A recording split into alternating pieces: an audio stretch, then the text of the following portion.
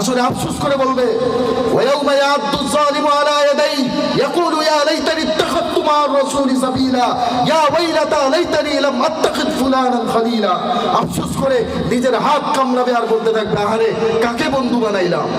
আজকে যদি সে আলেমদেরকে বন্ধু বানাইতাম, আজকে যদি এই কোরআনের হাফেজদেরকে বন্ধু বানাইতাম, তাহলে জাহান্নামে আসে ঢুকতে হইতো না।